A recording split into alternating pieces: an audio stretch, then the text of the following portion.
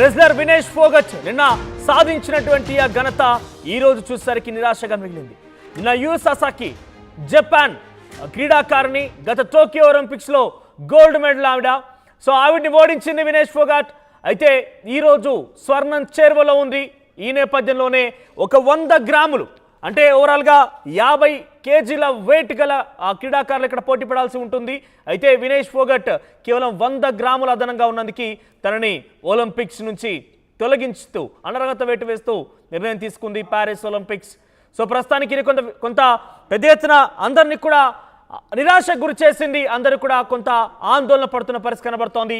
యావత్ భారతదేశం ఈరోజు ఆందోళన కలిగిస్తున్న అంశం ఇది. 50 కేజీల గోల్డ్ మెడల్ బౌట్లో బరువు తగ్గకపోవడంతో చర్యలు తీసుకున్నారు. పరిమితికి మించి సుమారు 100 గ్రాముల అదనంగా ఉన్నందుకే వినేష్ ఫోగట్ని తొలగించారు. అయితే నిన్న ఉదయం గేమ్ అయిపోయింది. యు ససాకి జపాన్ క్రీడాకారిణి పైన వినేష్ ఫోగట్ గెలుపొందింది. అయితే గతంలో ఈ జపాన్కి సంబంధించిన క్రీడాకారిణి టోక్యో ఒలింపిక్స్లో స్వర్ణం సాధించింది. స్వర్ణం సాధించినటువంటి ఆ క్రీడాకారిణి వినేష్ ఫోగట్ తలదన్ని గెలుపొందడంతో ఒక్కసారిగా భారత్కి ఆశలు చిగురించాయి. భారత్ స్వర్ణం చేరువలో ఉంది. ఎలాగైనా కూడా వినేష్ ఫోగట్ ఇవన్నీ అధిగమలు అన్ని जंतर मंतर पर धरना देते बैठे, उनको न्याय देते नहीं आया, उनको न्याय नहीं मिला. अब अगर गोल्ड मेडल जीतते आए तो फिर उनका सम्मान करना पड़ेगा. जिसको खसेट के लिए गए और उनका ही सम्मान करना तो किसी लोगों को नहीं अच्छा लगा होगा. वो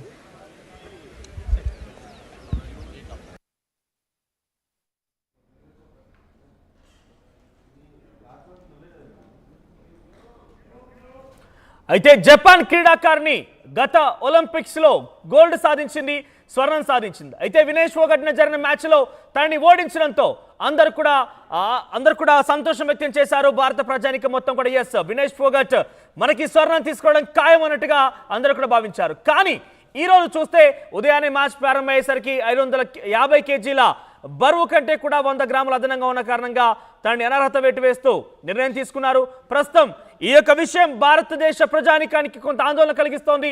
నిరాశ గురైన పరిస్థితి కనబడుతోంది. అయితే నిన్న సాయంత్రం నుంచి కూడా తీవ్రంగా శ్రమిస్తోంది. ఆవిడ ఎక్సర్సైజులు చేయడం కొంత అన్ని రకాలుగా ప్రయత్నం చేసింది. కానీ అన్ని ప్రయత్నాలు చేసినప్పటికీ 100 గ్రాములు అదనంగా ఉండడంతో కొంత భారత ప్రజానికాన్ని ఆందోళన కలిగించే విధంగా ఒలింపిక్స్ ఆవిడని అనర్హత గురి చేస్తూ నిర్ణయం తీసుకుంది. అయితే మొత్తం మీద రెజ్లింగ్ వినేష్ ఫోగట్ ఫైనల్లో పరకం సాధిస్తున్నట్టు అందరూ ఆశించారు. కానీ తనకు ఓవర్ వెయిట్ అంటే కేవలం 100 గ్రాములు మాత్రమే. మీరు గమనిస్తే ఇక్కడ 100 గ్రాములే ఆవిడని ఆ యొక్క పోటీలోంచి తప్పించేసింది. అనర్హత వేటు వేస్తూ నిర్ణయం తీసుకుంది. ఇక వినేష్ ఫోగట్ ఆ యొక్క అనర్హత వేటు భారత ప్రజానికాన్ని ఆందోళన కలిగిస్తోంది. భారత ప్రజలు మొత్తం కూడా నిరాశతో ఉన్నారు. అందరూ కూడా ఒక రకంగా దుఃఖిస్తున్న పరిస్థితి. ముఖ్యంగా అథ్లెట్స్ స్పోర్ట్స్ ప్రేమికులు మొత్తం కూడా అందరూ కూడా నిరాశకు గురయ్యారు. అందరూ కూడా దుఃఖిస్తున్న పరిస్థితి కనబడుతోంది. అయితే భారత ప్రభుత్వం కూడా భారత IOA కూడా సవాల్ చేసింది. వినేష్ ఫోగట్ విషయంలో అంతర్జాతీయ ఒలింపిక్స్ కమిటీ తీసుకున్న నిర్ణయంపై IOA సవాల్ చేస్తూ సిద్ధమైంది. ఇక ఒలింపిక్ అసోసియేషన్ నిబంధనల ప్రకారం పోటీ జరిగే రోజున బరువుతో పాటు వైద్య పరీక్ష నిర్వహించిన ఆనవాయితీగా ఉంది. అయితే మంగళవారం రాత్రి సెమీస్ పోర్లో తలపడిన ఫోగట్ బుధవారం ఉదయానికే బరువు పెరగడం పైన IOA అనుమానాలు వ్యక్తం చేస్తోంది. నెంబర్ 1 రెజ్లర్ సుసాకీపై విజయం సాధించినటువంటి ఫైనల్కు చేరేటువంటి ఫోగట్ పైన అనర్హత వేటు పడడం సర్వత్రా అందరినీ కూడా షాక్ గురి చేసింది. దీంతో ఈ నిర్ణయం సమీక్షించాలని IOA డిమాండ్ చేస్తోంది. ఒకసారి మనతో పాటుగా స్పోర్ట్స్ అనలిస్ట్ వెంకట్ సిద్ధంగా ఉన్నారు ఫోన్ లైన్లో. ఎస్ వెంకట్, అసలు ఏం జరిగి ఉంటుంది?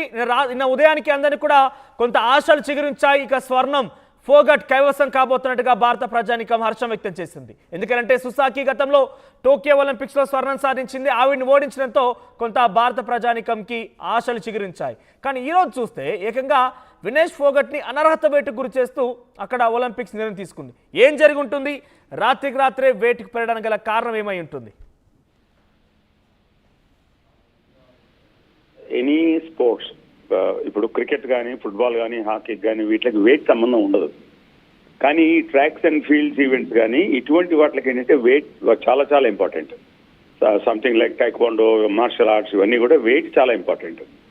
సో అథ్లెట్స్ ఆ ఎక్స్ట్రా కేర్ తీసుకోవాలి. వాళ్ళు తినే దాంట్లో కానీ బికాస్ ఇండియన్ ఫుడ్ వేరే, ప్యారిస్ లో జరుగుతున్న దగ్గర వాళ్ళు వడ్డించే ఫుడ్ వేరే ఉంటుంది, ఆయిల్ వేరే ఉంటుంది, తినే దాంట్లో ప్రోటీన్స్ ఎక్కువగా ఉంటాయి, క్యాలరీస్ ఉంటాయి, ఎస్పెషల్లీ కార్బోహైడ్రేట్స్ దొరుకుతాయి.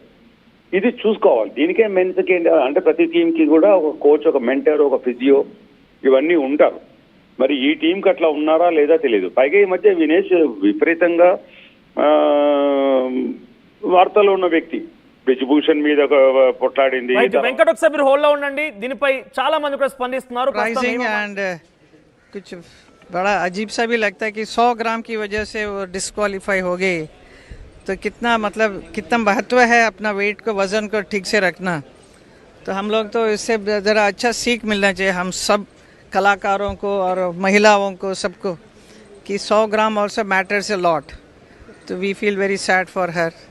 I wish she loses that 100 gram quickly. लेकिन मिलेगा नहीं अभी.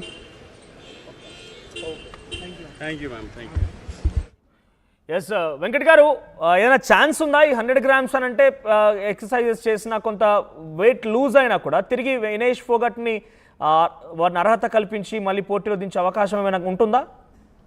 నేను అనుకోవడం అటువంటి అవకాశాలు ఉండవు. సాబటేజ్ జరిగితే అది ఎక్కడి నుంచి జరిగింది? అది ఇంటర్నేషనల్ ఒలింపిక్ అసోసియేషన్ నుంచి జరిగిందా, లేకపోతే బ్రిజ్భూషణ్ అనే మొన్నటిదాకా బ్రిజ్భూషణ్ ఇండియాలో అతను కొంత వివాదం అయితే ఉండేది, వివాదం ఉంది కదా. అవును. మరి సాబటేజ్ ఇక్కడి నుంచి జరిగిందా? ఎందుకంటే నిన్న మనం చూసాం మన అర్థం కాలేదు ఇక్కడ బ్రిజ్భూషణ్ ప్రస్తావన ఎందుకు వచ్చింది? బ్రిజ్భూషణ్ ఏదైనా రాజకీయం చేశాడు, లేదంటే అట్లాంటి ఏదైనా ఆరోపణ ఉందా, అటువంటి ఏదైనా అనుమానిస్తున్నారా? ఉందా అని నేను ఎందుకంటే ఇప్పుడు వాళ్ళిద్దరి మధ్య గొడవ అయింది యాక్చువల్ గా ఒలింపిక్స్ కంటే ముందర. అయితే చాలా ఛానల్స్ లో వచ్చింది ఏంటంటే అక్కడ బ్రిడ్జ్ తో కొట్లాడింది, ఇప్పుడు ప్యారిస్ తో తలబడుతోంది అని. అయితే వాళ్ళ పేరెంట్స్ నిన్న మాట్లాడింది బ్రిజ్భూషణ్ కి ఒక చెంపపెట్లాగా మారింది ఇది. అవన్నీ టూ ఎర్లీ కామెంట్స్. ఒక అథ్లెట్ ఉన్నారు, ఒక స్పోర్ట్స్ పర్సన్ ఉన్నారంటే వాళ్ళు పోయి వాళ్ళు పని చేసుకుని వెళ్ళిపోవాలి. ఈ కవ్వింపు చర్యలు ఉండకూడదు. ఇటువంటి జరిగినప్పుడు మరి పొలిటికల్ గా ఎవరు స్ట్రాంగ్ గా ఉంటే నార్మల్ గా వాళ్ళ వైపే ఇది అడ్వాంటేజ్ గా ఉంటుంది. అండ్ ఇప్పుడు టైం కూడా సరిపోదు. ఇప్పుడు ఫైనల్స్ కి వచ్చిన వాళ్ళు అమెరికన్ అథ్లెట్ ఎవరు ఉన్నారో వాళ్ళు మళ్ళీ వెళ్తారు. అనర్హత వచ్చిన తర్వాత మీరు మళ్ళీ ఎట్లా ఇస్తున్నారు, 100 గ్రామ్స్ ఎందుకు పెరిగింది అన్న దాని మీద మనకేం తెలుస్తుంది, అది వాళ్ళు కేర్ఫుల్ గా ఉండాలని చెప్పి. కాబట్టి ఇది మొత్తం ఇప్పుడు ఏ మ్యాచ్ తో తలపడబోతోంది అంటే ఎవరు ఏ క్రీడాకారుని తలపడబోతోంది? అమెరికన్ సంబంధించిన రెగ్యులర్ తోటి.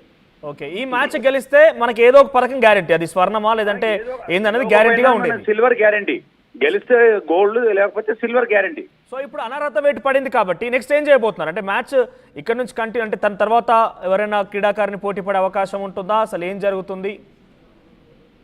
ఎందుకంటే వీటిలలో థర్డ్ ఇప్పుడు ఇదంతా కాంప్లికేటెడ్ ఇష్యూ అవుతుందండి ఇది మనోజ్.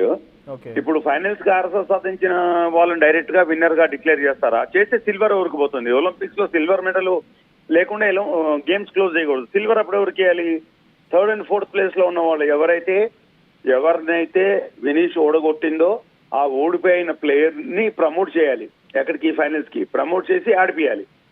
ఇప్పుడు వాళ్ళు ఓడిపోయినందుకు వాళ్ళు మెంటల్ గా ఇప్పుడు బౌట్స్ పెట్టి ఆడమంటే వాళ్ళు ఆడే పరిస్థితుల్లో ఉన్నారా వాళ్ళు? బికాస్ వాళ్ళది ఎంత ఓడిపోయిన తర్వాత ఆ డిసప్పాయింట్మెంట్ తోటి ట్రైనింగ్ సెషన్స్ కూడా ఉండవు ఇప్పట్లో. ఇంకా లాస్ట్ 24 hours లో ట్రైనింగ్ సెషన్స్ ఏమైనా చేసిందా? ఎవరైనా వాళ్ళకి ఇస్తే అవకాశం అనేది ఉంటుంది. వాళ్ళు కాంటెస్ట్ చేస్తారు, మాకు ఛాన్స్ లేదు. ఓవర్ ఏజ్ ఎట్లాగో ఓవర్ వెయిట్ ఇవన్నీ కూడా నార్మల్ గా ఓవర్ ఏజ్ అనేది ఎక్కడైనా జరుగుతుంటుంది. ఐఓఏ కూడా కొంత దీనిపై సవాల్ చేసే అవకాశం కనబడుతోంది. సో సవాల్ చేస్తే అంటే ఓవర్ ఒక 100 గ్రామ్స్ మ్యాటర్సే కావచ్చు, కాకపోతే ఏం జరిగిందనే విషయాన్ని సవాల్ చేస్తే కనుక తనకు ఒక అవకాశం కల్పించి వెయిట్ లూజ్ అయిన తర్వాత అట్లా ఏమైనా టైం పీరియడ్ తీసుకునే అవకాశం ఉంటుంది. అట్లా ఉండదు, డిక్లేర్ చేసినట్టుగా భావించాలి. లేదు లేదు లేదు. ఇప్పుడు ఒక్కసారి వీళ్ళు ఎప్పుడైతే వెయిట్ మెయిన్ జరుగుతుందో ప్రతిరోజు ప్రతి రౌండ్ ముందర జరిగినప్పుడు వెంకట్ గారు ఒకసారి హోల్డ్